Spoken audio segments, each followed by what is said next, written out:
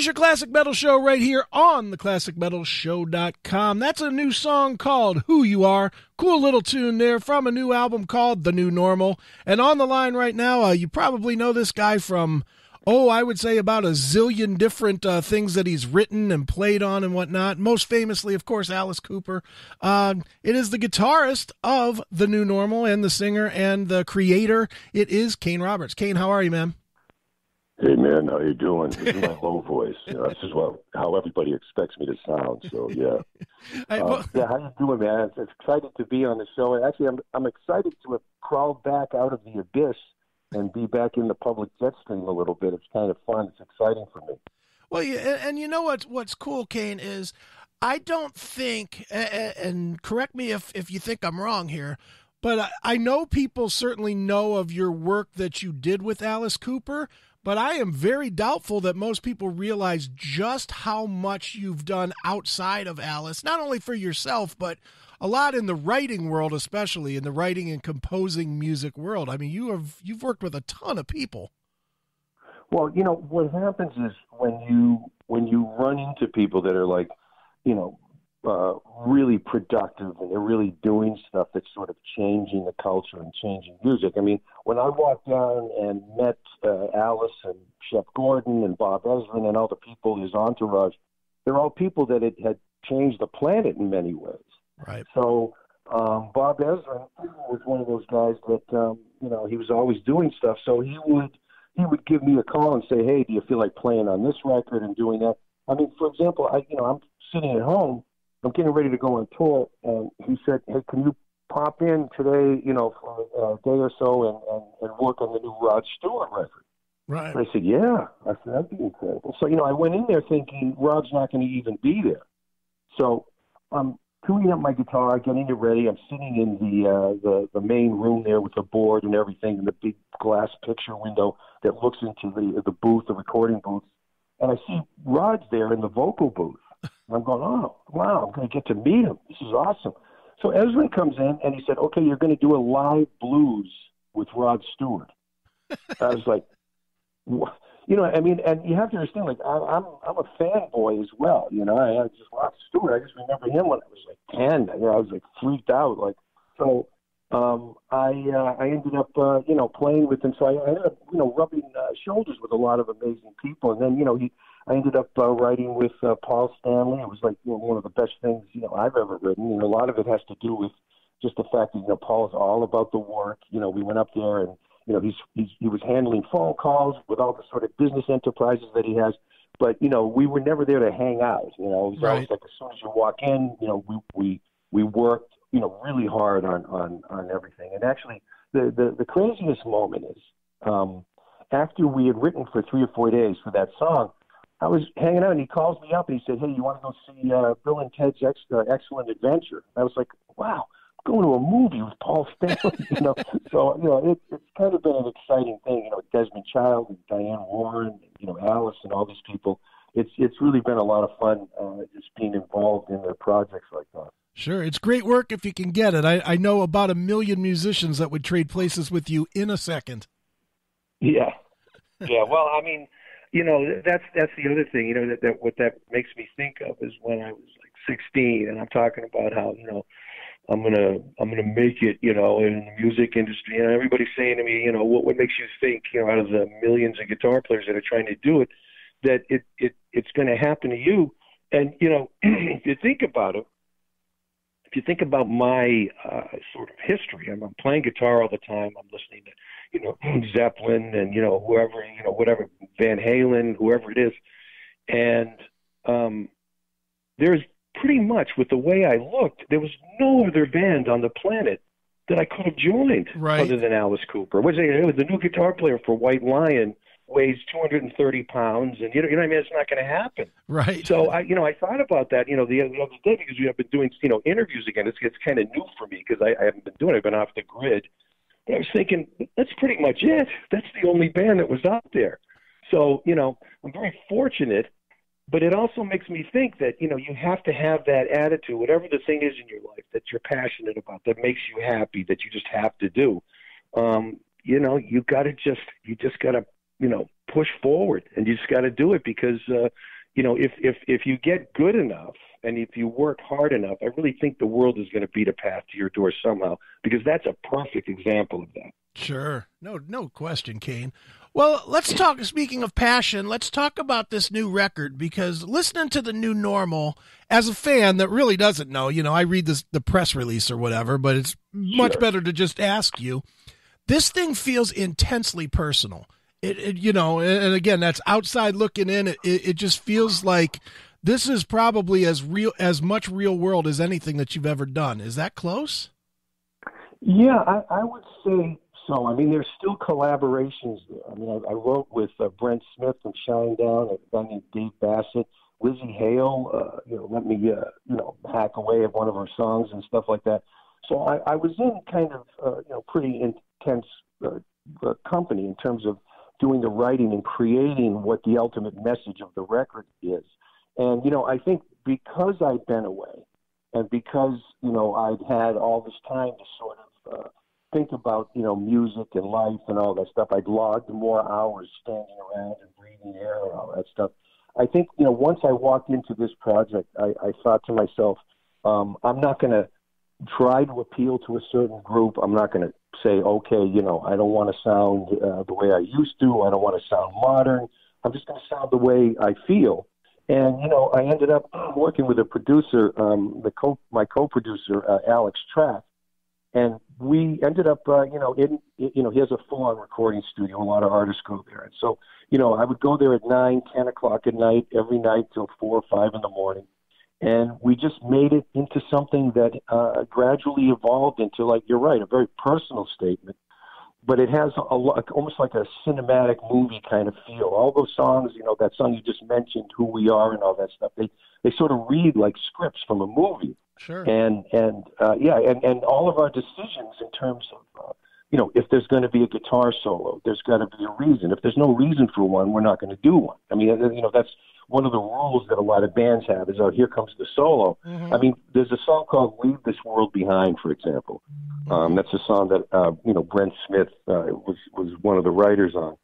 And, it came time for the solo, and I said, you know what, rather than me playing over the chorus, these kind of chords or whatever, let's just take the whole band out and just put a drum corps under my guitar, and it ended up being like kind of, I think, a little bit of a special moment. I'm offering something different, and I had a total guest like playing the guitar solo on it. So, it's just the approach that we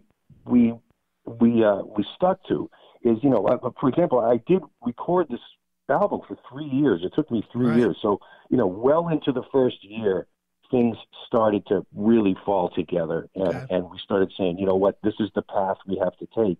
And if ever we're in a moment where we sound contrived or it sounds like, I'm trying to push like a certain area, like in an unnatural way, we'll just take it out. So, thank God, Frontiers, gave me the time to do that back and forth stuff. And thank you for noticing that, because it really is kind of a very personal statement.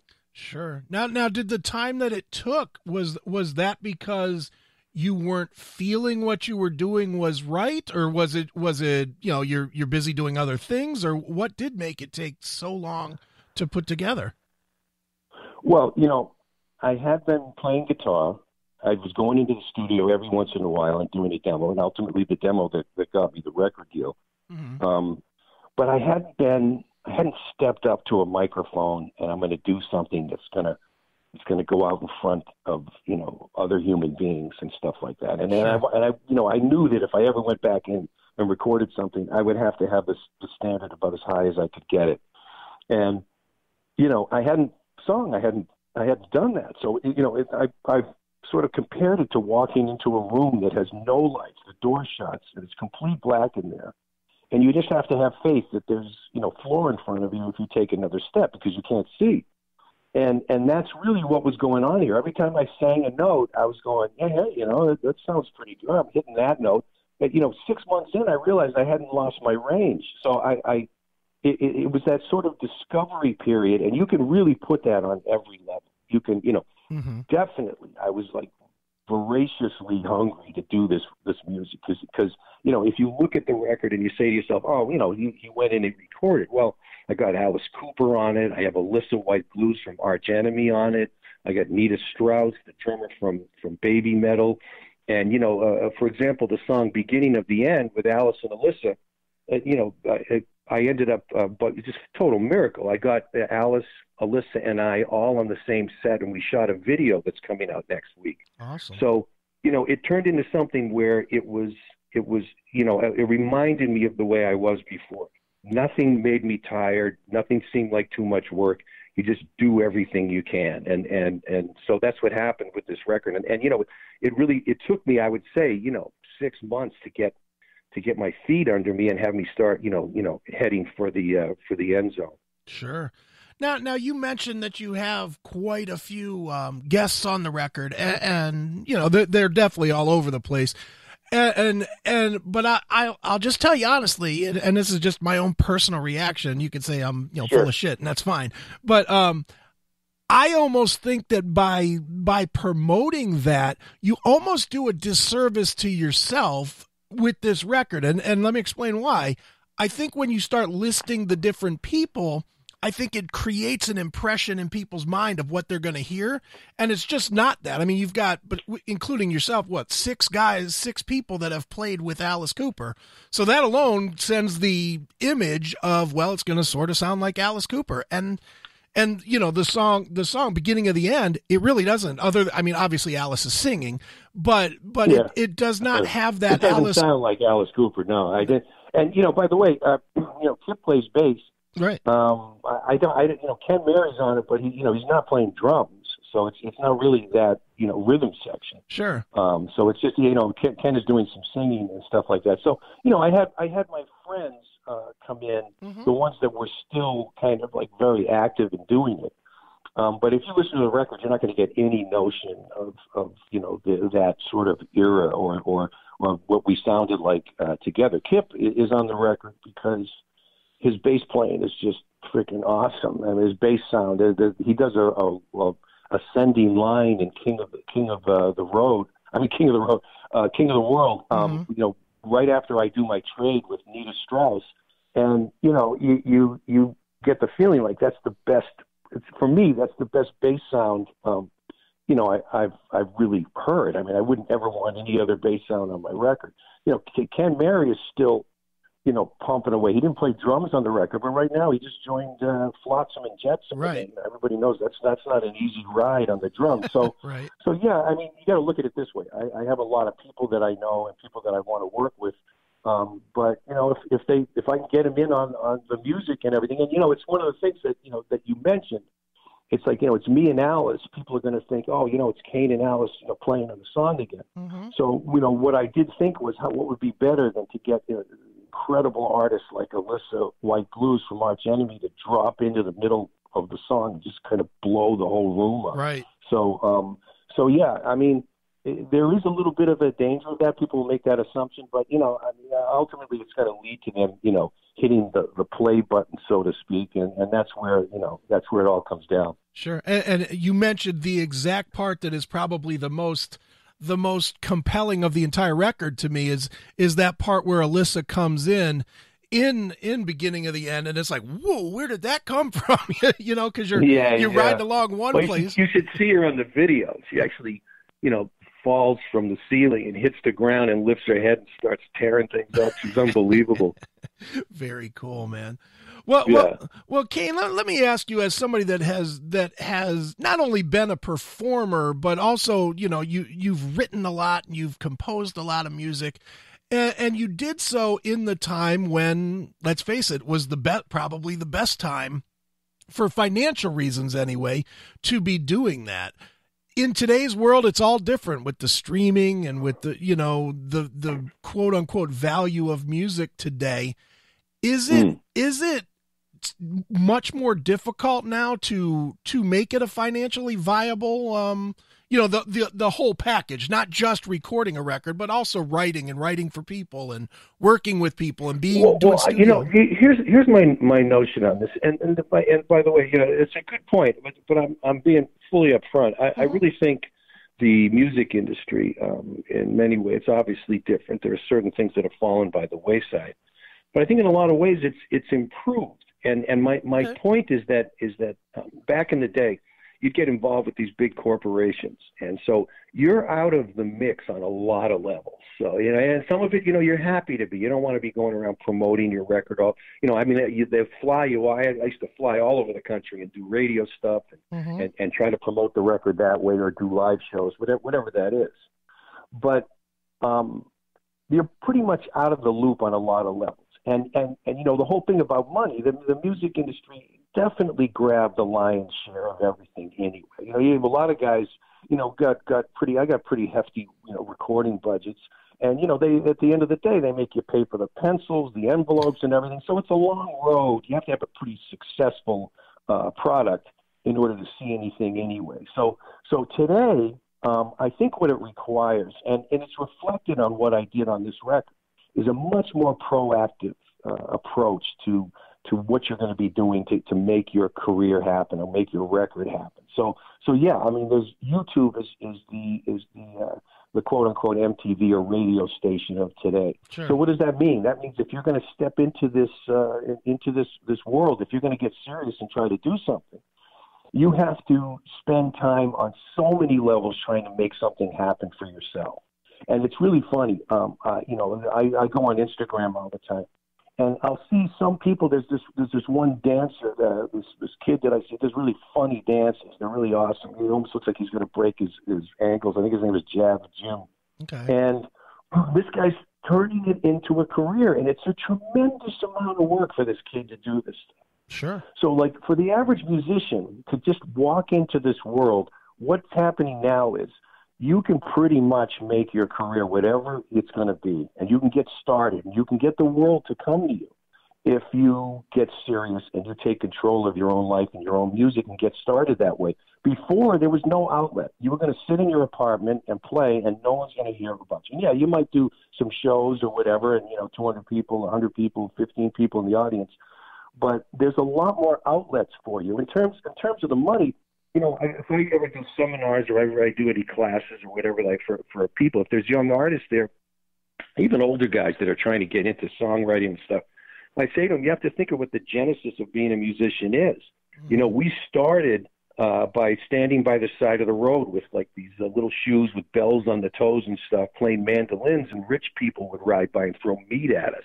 It hasn't really changed. Right. It's still the same deal. It's just like different trappings, different, clothes and different types of meat, I guess. But the point is that you have iTunes and Spotify and all that stuff.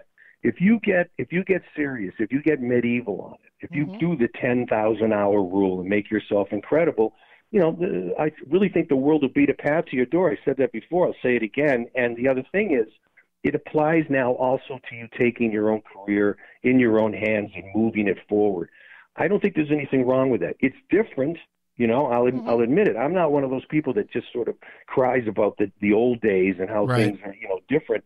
If you want to make money in this new environment, figure the thing out and just go for it. You have no other choice if music is what you want to do. Absolutely, man. And it sounds like everything that you've been in, you've always been the business guy. And as well as I do, in the band, there's 3 partiers and 1 business guy. So, it's probably an advantage for you that you've always had your head at least sort of focused into the business side of things, no?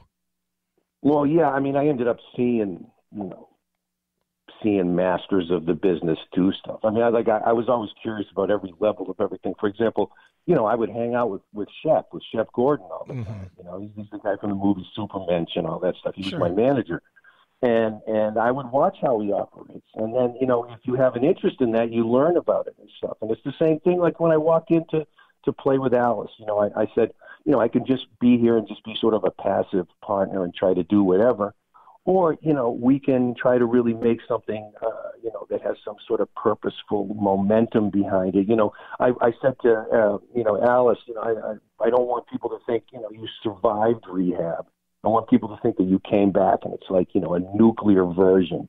And, he wasn't a passive partner in this. Alice is like one of the most aggressively creative human beings on the planet. Sure. He knew exactly what I was talking about. And that's where, those 2 tours came from, the feel and the aggressive nature of that stuff. And it's the same thing, when you walk into business, you kind of do the same thing. Listen, I'm not saying you're supposed to be a social network master. I'm just saying you have to do everything you have holstered, everything in your hands, everything that you can do to make you into something that you dream about, and there's nothing wrong with that. That's nothing but like the pursuit of your best version of you. Right. No, exactly. So, Kane, New Normal, when does it come out, and what do you hope that it does? I mean, obviously everybody hopes that everybody buys it, but I mean, realistically, what are your expectations for it? I have sort of it's hard to describe it. What we get into now in on the planet is we'll do a post, for example, on Instagram, and they say, hey, I got 400 likes or whatever. Mm-hmm. You sort of look at those little incremental, gratifying moments and stuff like that. I don't think this is much different. I'm just putting it out there, and if you think about it, I'm putting all this effort into it. I already have another video that I have, mapped out for the record.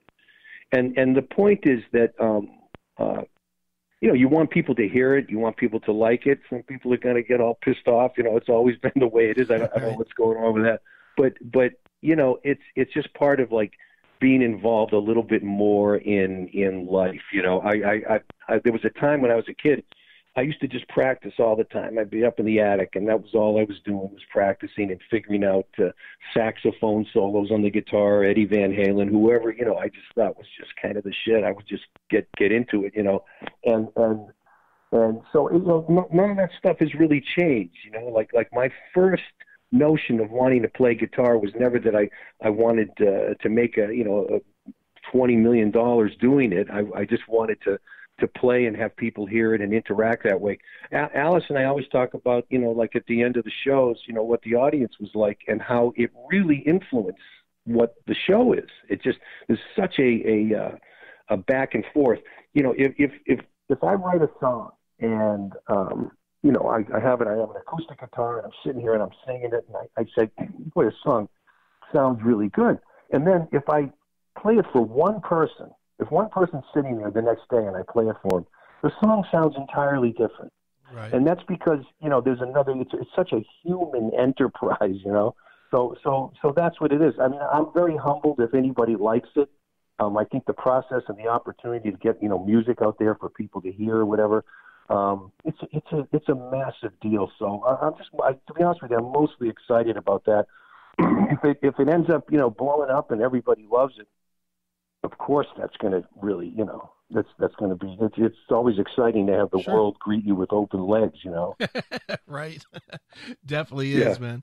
Well, people should definitely, if nothing else, whether you believe me or not, you should at least listen for yourself. I say it's a great record. The record is called The New Normal. It is Kane Roberts. And Kane, we always try to wrap the interviews up with letting the artist pick a song, maybe tell us a story about it. So what would you like us to play to wrap this one up? I think beginning of the end would be a good thing because, I think, in you and I both agree, it's kind of what the record is. You think you know what's going on, and then everything gets kind of pulverized. And, thanks to Alyssa, one of the best artists I've ever worked with, I think that's what happens on beginning of the end. And it's, it's kind of a tough, heavy song and the new video and stuff. So why don't we play that? All right, well, let's do it right now. It's beginning of the end. It is Kane Roberts right here on your Classic Metal Show.